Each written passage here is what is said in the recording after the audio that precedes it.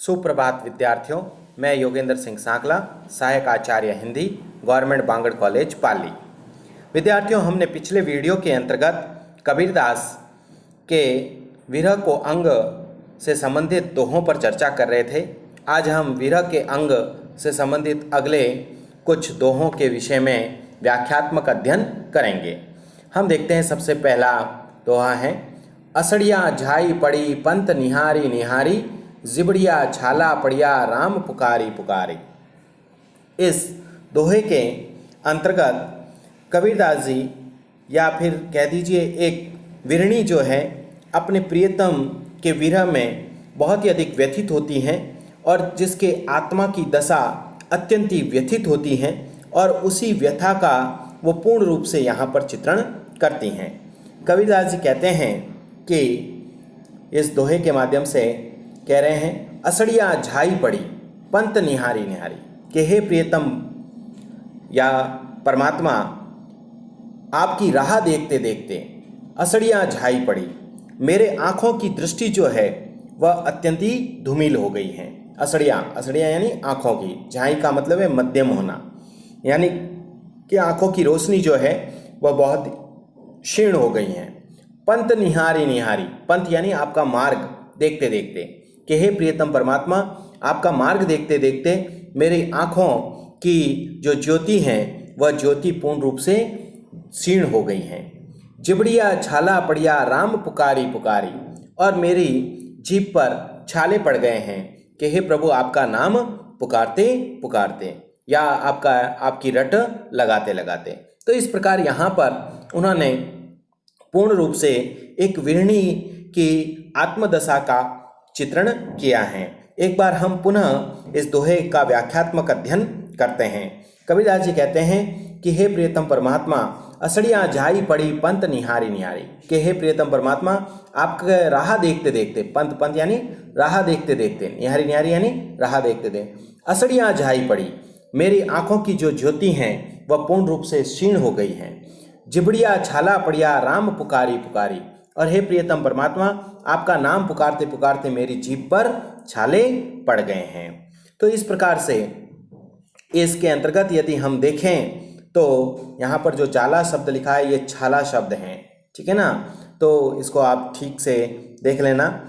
और जीभ यानी जिबड़िया है, यानी जीभ पर कहा गया है। पड़िया का मतलब है पढ़ चुके हैं, और राम पुकारी पुकारी यानी प्रभु श्री राम का नाम पुकारते पुकारते। तो इस प्रकार से हम देखते हैं कि यहाँ पर एक विरणी की आत्मदशा का पूर्ण रूप से चित्रण दिखाई देता है। यदि हम विशेष की बात करें तो विशेष के दृष्टिकोण से यदि हम देखें तो यहाँ पर सच्चे भक्त की विरह विकलता का सहज एवं मर्म स्पर्शी चित्रण हमें देखने को मिलता है। उसके साथ साथ यहाँ पर वियोग श्रृंगार रस की विशेष रूप से प्रधानता दिखाई देती हैं। उसके साथ साथ हम देखें तो एक रहस्यवादी भावना दिखाई देती है, जहाँ पर एक आत्मा का उस परब्रह्म परमात्मा से जो मिलन है उस मिलन को यहाँ पर दर्शाया गया है।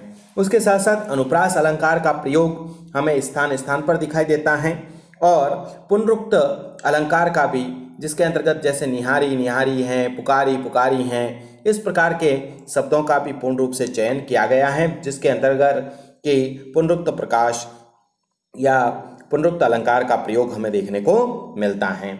और यदि हम बात करें तो गेय तत्व की प्रधानता यहाँ पर दिखाई देती हैं। उसके साथ साथ हम देखें अंत्यानुप्रास अलंकार का भी प्रयोग यहाँ पर देखने को मिलता है, और अंततः हम देखते हैं कि सदुकड़ी भाषा का भी प्रयोग हमें इस दोहे के अंतर्गत दिखाई पड़ता है।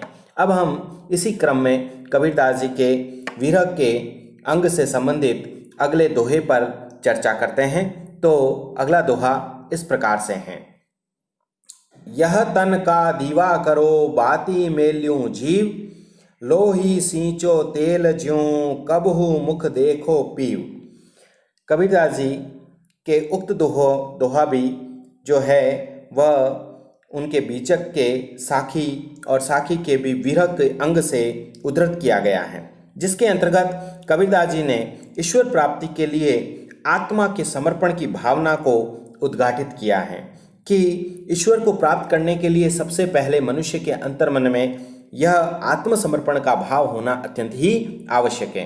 जब तक मनुष्य के अंतर्मन में उस परब्रह्म परमात्मा के प्रति आत्मसमर्पण का भाव नहीं होगा, तब तक वह मनुष्य उस परब्रह्म परमात्मा को प्राप्त नहीं कर सकता। तो इसी समर्पण की भावना को उन्होंने अपने इस दोहे के माध्यम से अभिव्यक्त करते हुए कहा है, इस तन का दीवा करो बाती मेलियो जीव।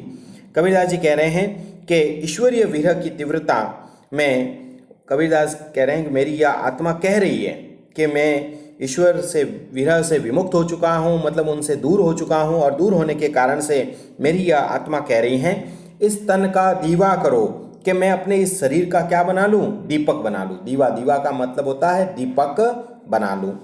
बाती मेल्यू जीव, और इस शरीर को मैं दीपक बना करके उसके अंतर्गत अपने जीव, जीव का मतलब होता है प्राण, जीव का अभिप्राय क्या है, प्राण, कि अपने प्राणों की जो बत्ती है मैं उसके अंतर्गत डाल दूं।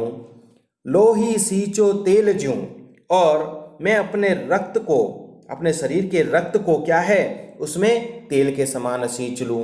लोही, लोही का मतलब होता है रक्त, सींचो यानी डालना या सींचना, तेल ज्यों, तेल के समान।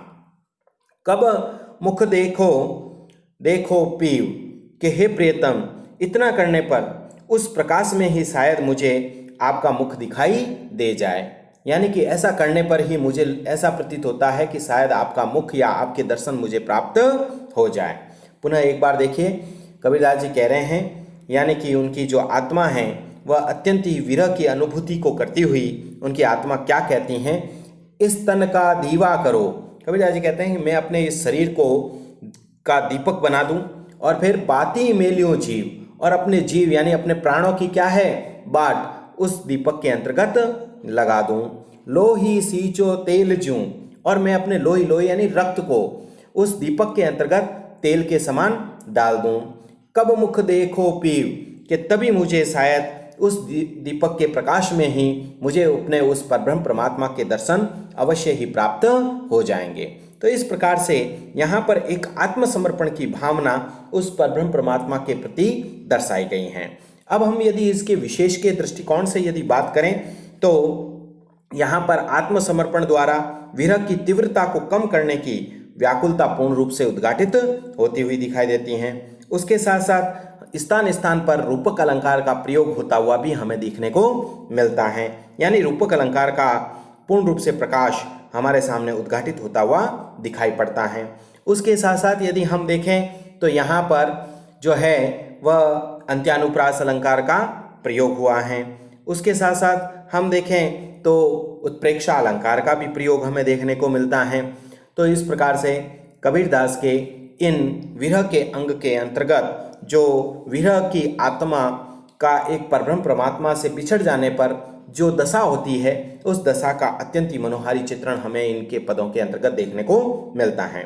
उसके साथ साथ हम यदि ये देखें तो इसकी विशेषताओं के अंतर्गत वियोग श्रृंगार रस की विशेष रूप से प्रधानता है और प्रसाद गुण की भी प्रधानता है, और साथ ही साथ इसके अंतर्गत जो है वह पूर्ण रूप से सतुकड़ी भाषा का प्रयोग होता हुआ दिखाई पड़ता है। तो विद्यार्थियों, आज हमने कबीरदास के इन दो पदों पर विस्तार रूप से चर्चा की। हम अगले वीडियो के अंतर्गत कबीरदास के बचे हुए एक पद जो और बचा है विरह के अंग से संबंधित, उसके ऊपर चर्चा करेंगे।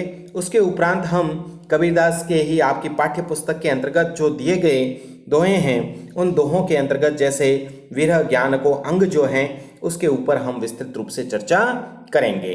तो विद्यार्थियों, आज हम इतना ही रखते हैं। हम अगले वीडियो के अंतर्गत हम अन्य विषय सामग्री को लेकर के उपस्थित होंगे। धन्यवाद विद्यार्थियों।